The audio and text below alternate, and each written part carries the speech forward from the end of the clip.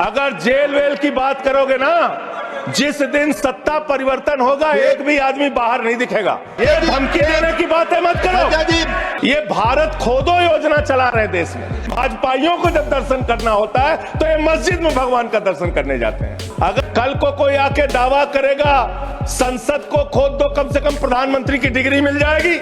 संसद खोद दो।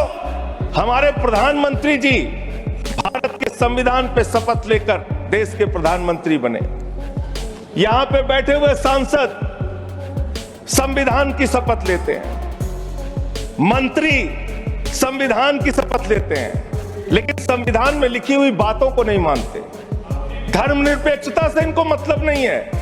हमको अगर दर्शन करना होता है मान्यवर, तो हम काशी जाते हैं, महाकाल का दर्शन करने उज्जैन जाते हैं, प्रभु श्री राम का दर्शन करने अयोध्या जाते हैं। लेकिन भाजपाइयों को जब दर्शन करना होता है तो ये मस्जिद में भगवान का दर्शन करने जाते हैं। मस्जिद में भगवान का दर्शन करने जाते हैं। मस्जिद में मंदिर खोज रहे हैं पूरे देश के अंदर। तो इसलिए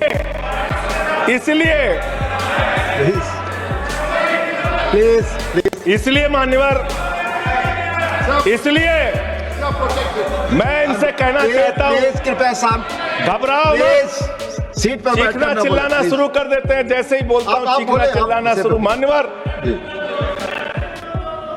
ये भारत खोदो योजना चला रहे देश में।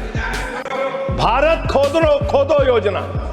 अरे मैं कहता हूं अगर इतना ही खोदना है, कल को कोई आके दावा करेगा संसद को खोद दो, कम से कम प्रधानमंत्री की डिग्री मिल जाएगी।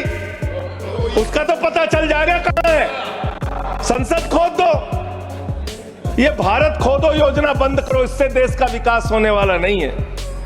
आपने शिक्षा में क्या हालत की देश की। माननीय शिक्षा मंत्री जी यहां पे बैठे हुए हैं। मैं बताना चाहूंगा शिक्षा के स्तर को आपने कहां पहुंचा दिया। 11 लाख, अरे क्या क्या यहां बोला गया मैंने खूब सुना है, आप ही लोगों से सीखा है। 11 लाख बच्चों को सरकारी स्कूल से दूर किया गया।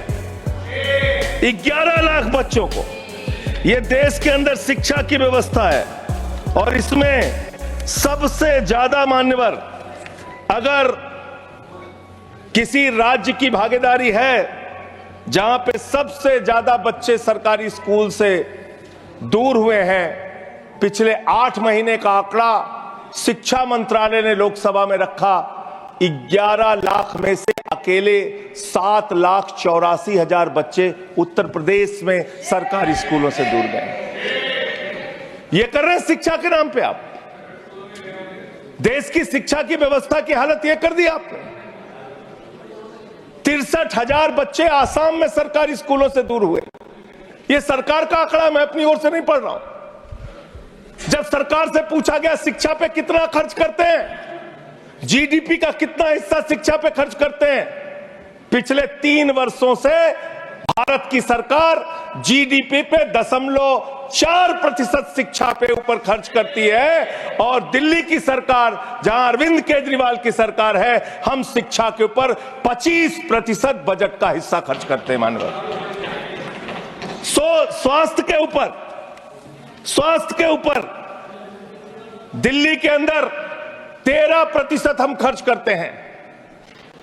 और भारत की हमारी सरकार जो अपने आप को कहती है